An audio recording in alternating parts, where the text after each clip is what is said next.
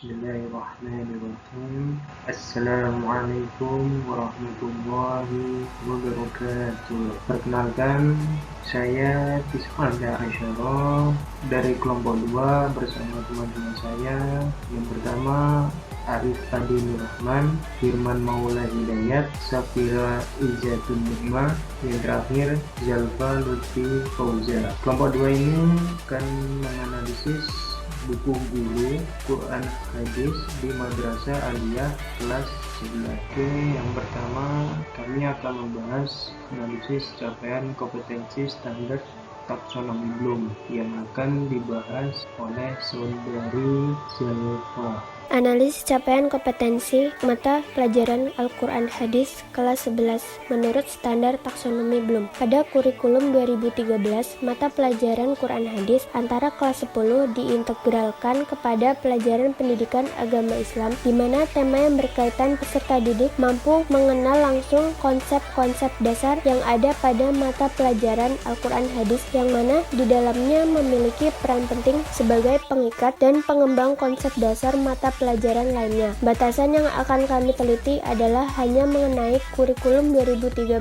yang akan diberikan ke Madrasah Aliyah pada mata pelajaran Al-Quran Hadis kelas 11. Salah satu contohnya pada analisis capaian kompetensi dasar menurut taksonomi Bloom, yaitu pada kompetensi dasar yang pertama, yaitu menghayati dan mengamalkan ajaran agama yang dianut. Menghayati nilai-nilai yang terkait dengan taat pada orang tua dan guru sebagaimana tuntunan Al-Quran dan Hadis. Kompetensi dasar pertama ini termasuk dalam KI 1, yang mana lingkupnya itu masuk ke afektif, yang dalam kurikulum 2013 lebih mengarah pada sikap sosial. Hal ini dalam taksonomi Bloom, kompetensi dasar pertama hanya mengandung ke arah ranah afektif yang tidak secara spesifik mengarah pada sikap sosial seperti yang disebutkan dalam kurikulum 2013. Pada ranah afektif, taksonomi Bloom termasuk pada tingkatan penerimaan atau receiving, yaitu peserta didik menghayati nilai-nilai yang terkait dengan taat pada orang tua dan guru sebagaimana tuntunan Al-Quran. Jadi pada analisis capaian kompetensi pada mata pelajaran Al-Quran Hadis kelas 11 sudah memenuhi standar taksonomi Bloom, yang mana rata-rata memasuki pada ranah efektif.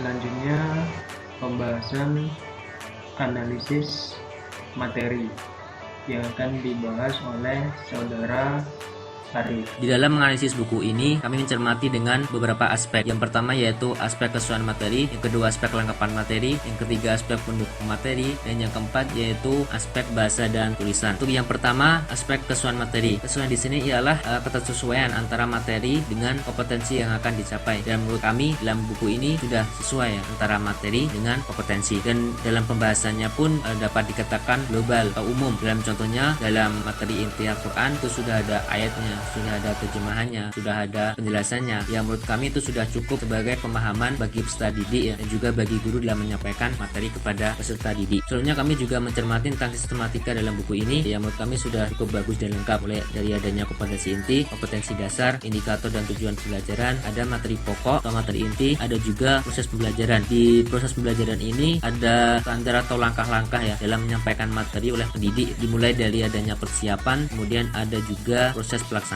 Kemudian ada penilaiannya sebagai evaluasi dari peserta didik seberapa paham terhadap materi yang dipelajari. Hanya ada pengayaan dan remedial. Pengayaan ditujukan bagi peserta didik yang sudah menguasai materi, dan nanti ada penambahan beberapa penilaian oleh pendidik. Sedangkan remedial ditujukan bagi peserta didik yang belum menguasai materi dan akan dijelaskan kembali oleh didik. Kemudian yang terakhir ada interaksi dengan orang tua atau peserta didik, di mana hal ini sebagai wujud atau kegiatan praktek ya bagi peserta didik, yang dimana ini akan diawasi oleh orang tua dan akan diparaf jika sudah melaksanakan materi dalam lingkungan keluarga ataupun juga lingkungan masyarakat. Aspek yang kedua yaitu aspek kelengkapan materi. Pada aspek kelengkapan materi ini dibagi menjadi dua, yaitu pada materi inti Al-Quran dan pada materi inti hadis. Dan mohon maaf teman-teman, ternyata pada materi Al-Quran belum dicantumkan dalam PT ya. Oke, untuk pada materi inti Al-Quran menurut kami sudah cukup lengkap ya, seperti pernyataan sebelumnya bahwa sudah ada ayatnya, sudah ada terjemah, sudah ada penjelasannya juga. Dalam penjelasannya pun tidak hanya pada satu atau tafsir, tapi juga beberapa tafsir yang dicantumkan. Kemudian ayat pada setiap babnya tidak hanya 1-2 ayat, 3-4 ayat, hingga dapat menambah pengetahuan dan dasar dalam memperkuat materi yang terkait. Kemudian mengenai asbabun nuzul dalam buku ini, tidak semua bab itu mencantumkan asbabun nuzulnya. Ya, walaupun secara keseluruhan sudah mencantumkan ya, hanya beberapa yang belum mencantumkan seperti pada bab pertama dan pada bab yang ketiga. Kemudian pada materi inti hadis, kami sudah cukup lengkap juga ya, ada terjemahan, ada penjelasan, dan pada setiap babnya sudah ada hadis yang melengkapi dalil Al-Quran. Kemudian hadisnya juga tergolong hadis yang sahih ya, dengan masing-masing mukharij seperti Muslim, Bukhari, Ahmad, Ibnu Majah, dan Abu Dawud. Yang mungkin kekurangan dalam buku ini atau dalam materi inti hadis ini mungkin belum adanya sanad atau perawi secara lengkap ya, hanya mukharij dan sanad utama atau rawi terakhir yang dicantumkan. Yang ketiga yaitu aspek pendukung materi. Di dalam buku ini setiap babnya sudah ada Al-Quran dan hadis yang dicantumkan, dan antara keduanya itu saling memperkuat materi yang dipelajari. Sebenarnya mengenai kisah-kisah mungkin lebih merujuk kepada asbabun nuzulnya ya dalam Al-Quran, tapi mungkin agar materi itu mudah dipahami lagi atau menyeluruh, mungkin bisa ditambahi dengan kisah-kisah selain dari asbabun nuzul yang menunjukkan perilaku terkait setiap materi di babnya, sehingga dapat menjadi contoh bagi peserta didik. Dan mungkin juga ada tambahan mungkin kata-kata motivasi di akhir bab ya, sebagai apresiasi atau penambah semangat telah mempelajari materi. Yang keempat yaitu aspek bahasa dan tulisan. Dari aspek bahasa, menurut kami sudah tergolong baku dan mudah dipahami. Mungkin sedikit kesalahan di beberapa kata ya, seperti tidak lengkapnya kata dikarenakan kesalahan dalam mengetik atau juga belum ditulis miring. Sebagai contoh, yaitu yang pertama yaitu kata wahnan dalam halaman 6 paragraf kedua itu belum digaris miring, padahal itu merupakan bahasa asing atau bahasa Arab. Kemudian yang kedua, kata tidak pada halaman 37 paragraf 3 itu ditulis tidak. Kemudian yang ketiga, kata bergaris ditulis bergari pada halaman 42 nomor 1, dan contoh yang terakhir yaitu adalah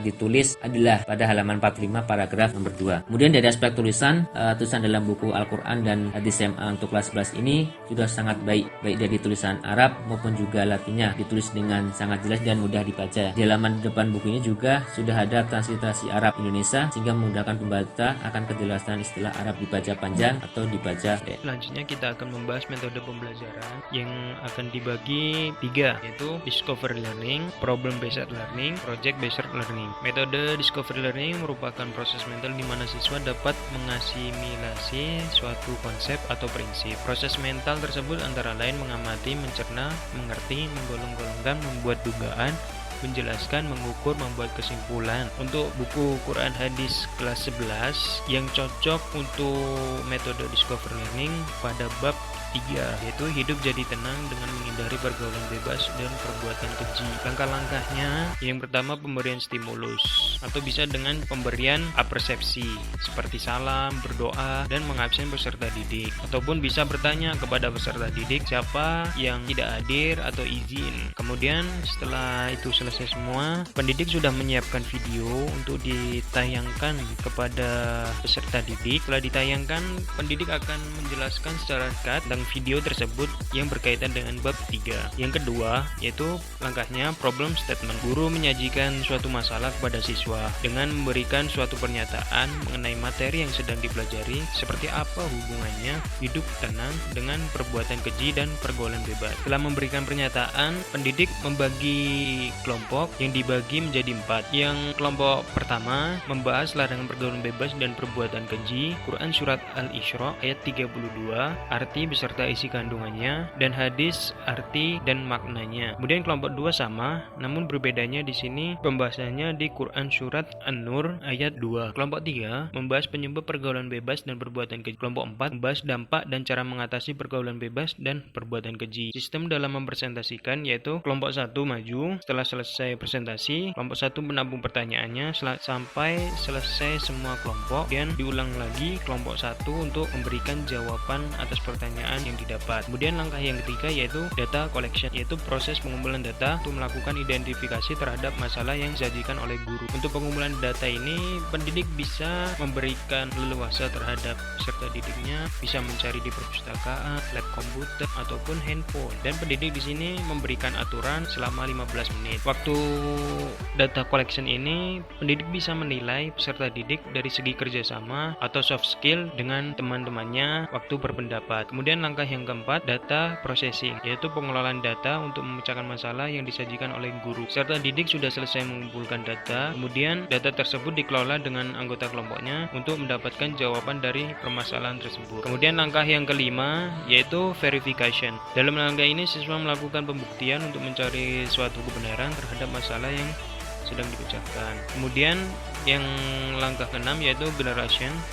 Langkah terakhir adalah penarikan kesimpulan oleh siswa bersama dengan guru. Di dalam generation ini, pendidik akan memberikan evaluasi untuk semua kelompok supaya menguatkan atas hasil materi yang ditemukan sendiri sesuai dengan masalah tersebut agar tidak terombang-ambing. Kemudian metode yang kedua yaitu problem based learning. Metode pembelajaran yang bercirikan permasalahan nyata sebagai konteks untuk peserta didik belajar berpikir kritis dan keterampilan memecahkan masalah serta memperoleh pengetahuan. Untuk bab yang cocok menurut kami yaitu bab 4, yaitu indahnya hidupku dengan menjaga toleransi dan etika dalam pergaulan. Langkahnya yaitu yang pertama sama seperti discovery learning, yaitu pemberian stimulus berupa apersepsi. Kemudian yang kedua, orientasi peserta didik terhadap masalah. Langkah ini pendidik memberikan penjelasan tentang tujuan pembelajaran dan aktivitas peserta didik agar peserta didik paham tujuan pembelajaran permasalahan yang dibahas di bab ini. Pendidik di sini memberikan salah satu permasalahan dengan video yang kemudian dijelaskan secara singkat. Langkah ketiga yaitu mengorganisasikan peserta didik. Pendidik di sini membantu peserta didik dalam pembagian kelompok dengan cara mereka sendiri yang membagi atau pendidik yang. Kemudian kelompok di sini kita bagi menjadi 4 juga seperti discovery learning. Untuk yang kelompok pertama menjelaskan tentang toleransi dan etika pergaulan, Quran Surat Al-Kafirun ayat 1-6, hadis yang sesuai dan mencari salah satu permasalahan yang berbeda dengan kelompok lain beserta penyebab dan dampak yang akan terjadi. Kemudian kelompok 2 sama, namun bedanya Quran Surat Yunus ayat 40-41.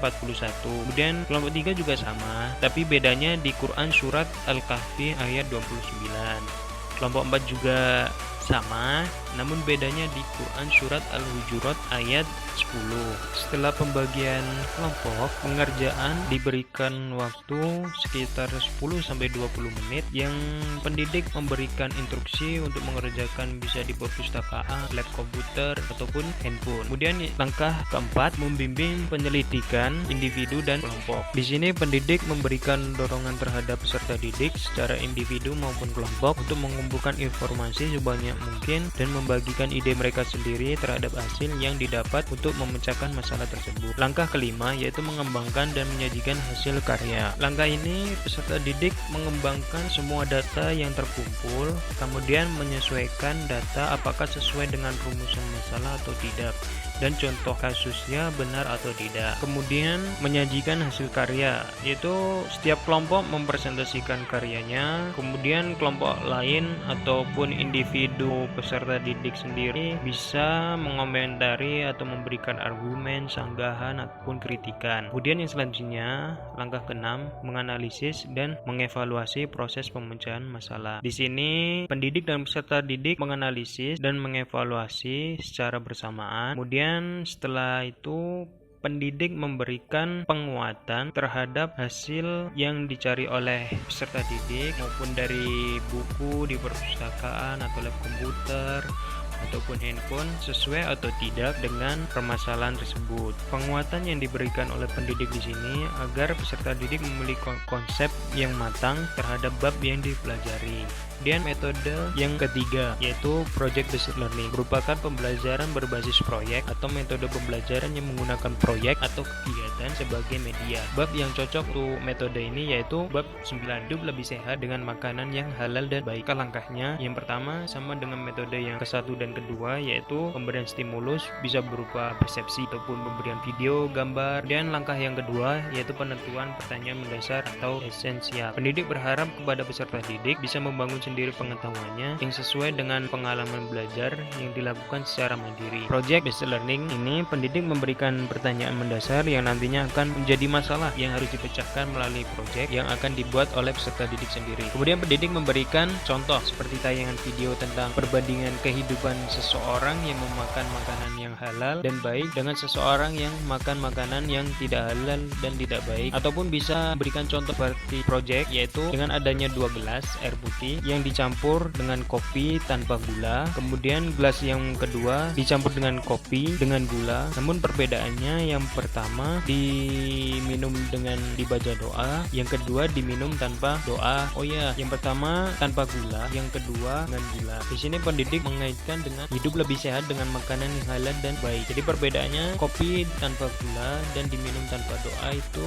merupakan seperti hidup tidak sehat karena makan yang tidak halal dan tidak baik, karena tidak membaca doa dan terlalu gula, kopi itu pun padan dalam tubuh tidak baik. Kemudian yang kedua sebaliknya. Setelah pendidik memberikan contoh proyek tersebut, pendidik membagi 2 kelompok, yaitu kelompok pertama membahas sikap selektif terhadap makanan dengan memilih makanan yang halal dan baik sebagai implementasi dari pemahaman Quran Surat Al-Baqarah ayat 168 sampai 169. Kemudian mencari hadis penyebab jika makan yang haram dan tidak baik, dan proyek yang sesuai dengan permasalahan kelompok ini. Kemudian kelompok kedua sama, namun perbedaannya di Quran Surat Al-Baqarah 172 sampai 173, dan proyek pertama dengan proyek yang kedua itu tidak boleh sama.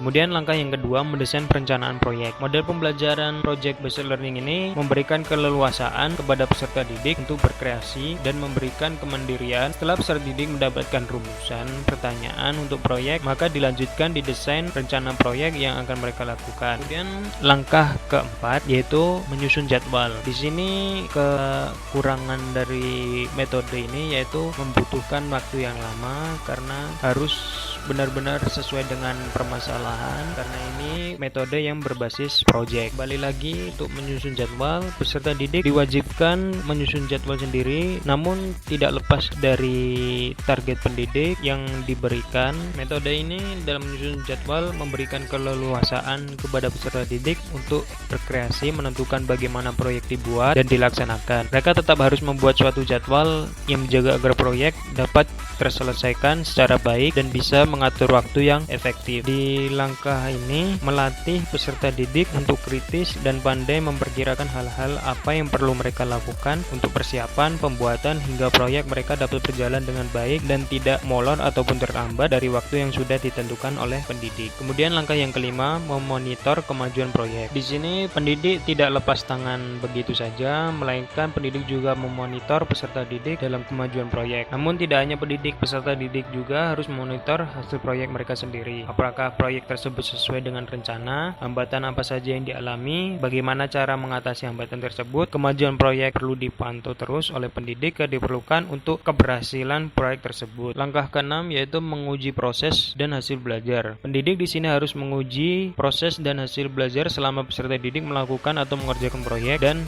di akhir proyek. Keduanya sangat penting agar pendidik dapat memberikan umpan balik, penguatan, bantuan, fasilitas, dan sejenisnya. Pendidik juga memberikan evaluasi hasil belajar peserta didik secara individu, baik dari segi aspek sikap, keterampilan, maupun pengetahuan. Kemudian langkah yang terakhir, melakukan evaluasi pengalaman membuat proyek, yaitu pendidik memberikan hak terhadap peserta didik dalam melakukan pemberian evaluasi terhadap proyek kelompoknya sendiri ataupun kelompok orang lain. Maksudnya di sini peserta didik diberikan hak oleh pendidik untuk memberikan evaluasi kepada kelompok lainnya maupun kelompok sendiri atau memberikan penilaian. Kemudian di akhir pembelajaran, pendidik melakukan penilaian, pengujian proses dan hasil belajar baik dari aspek sikap, keterampilan, dan pengetahuan, dan memberikan evaluasi terhadap individu maupun kelompok. Pendidik memberikan fasilitas kepada peserta didik untuk berpikir dan mengingat kembali hal-hal yang diperoleh apa saja selama mengerjakan suatu proyek. Pendidik memberikan pertanyaan tentang pengerjaan proyek tersebut yang masih kurang apa saja sehingga proyek kedepannya akan berjalan dan mendapatkan hasil yang memuaskan, dan pendidik memberikan penguatan. Kesesuaian dengan kebutuhan siswa akan dibahas oleh Firman. Dalam proses pembelajaran, semua sudah sesuai dengan kebutuhan siswa, seperti berlangsungnya DL, PBL, dan PJBL. Sebab dengan menggunakan Discovery Learning dan menerapkannya di setiap kegiatan sebelum dimulainya pembelajaran, agar siswa dapat mengasimilasi suatu konsep yang akan dipelajari. Kemudian untuk pendekatan PBL ini, peserta didik tidak hanya sekedar menerima informasi saja, melainkan guru juga sebagai fasilitator atau yang mengarahkan peserta didik agar terlibat secara aktif dalam seluruh proses pembelajaran. Dan untuk PJBL itu sendiri bermaksud untuk memberikan keleluasaan kepada peserta didik untuk berkreasi dan memberikan kemandirian bagaimana dalam memberikan pekerjaan rumah guna melatih kemampuan dan terus mempelajarinya kembali apa materi yang telah diterima oleh siswa. Sebaiknya guna berlangsungnya pembelajaran yang sudah dijelaskan oleh guru tidak menerapkan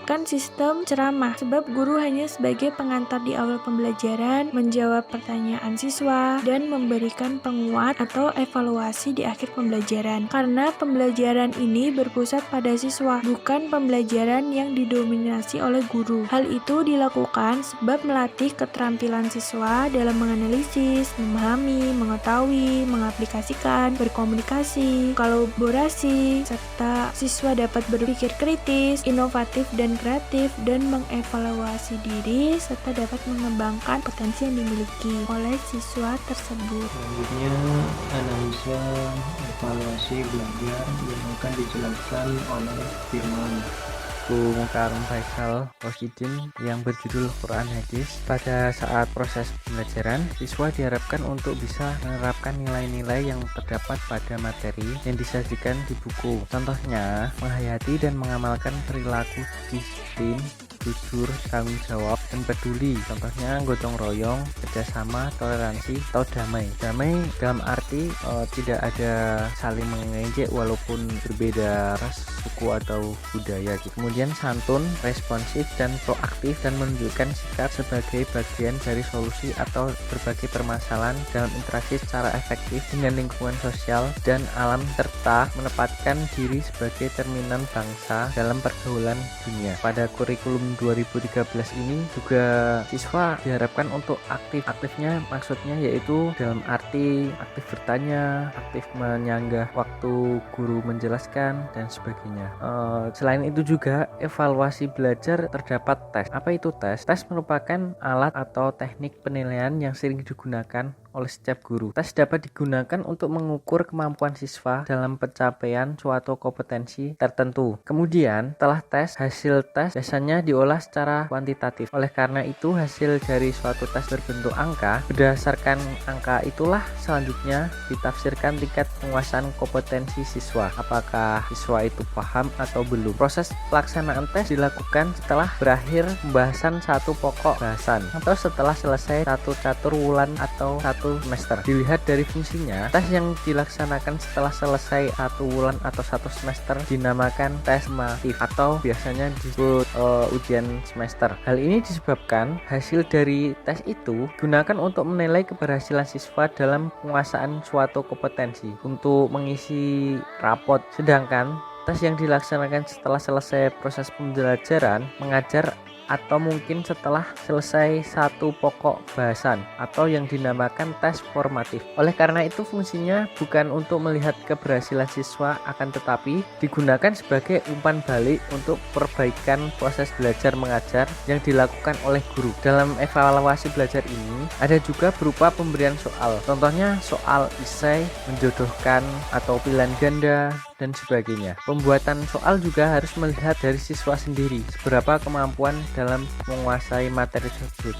Kemudian yang terakhir yaitu kesimpulan yang akan dibacakan oleh Ari. Kesimpulan yang pertama, dalam buku ini kompetensi setiap babnya sudah cakup ketiga ranah taksonomi Bloom, yakni ranah kognitif, ranah afektif, dan ranah psikomotor. Walaupun ada bab yang belum mencakup semua ranah, tapi menurut kami pemerataan ranahnya sudah bagus secara keseluruhan dalam buku ini. Kemudian yang kedua, untuk materi dalam buku ini sudah bagus mulai dari aspek kesesuaian materi, aspek kelengkapan materi, aspek pendukung materi, dan aspek bahasa tulisan. Walaupun ada sedikit kekurangan seperti kata yang belum lengkap, hadis yang belum dicantumkan sanad atau perawinya secara urut. Ada beberapa bab yang tidak ada asbabun nuzulnya, belum adanya kisah-kisah serta kata motivasi di akhir setiap bab. Kesimpulan yang ketiga, dalam buku ini sudah ada pendekatan saintifik, yakni discovery learning, problem based learning, dan project based learning. Menurut kami metode yang lebih cocok pada tingkat SMA atau MA ialah discovery learning dan problem based learning. Untuk project based learning tidak bisa pada semua bab, karena menurut kami project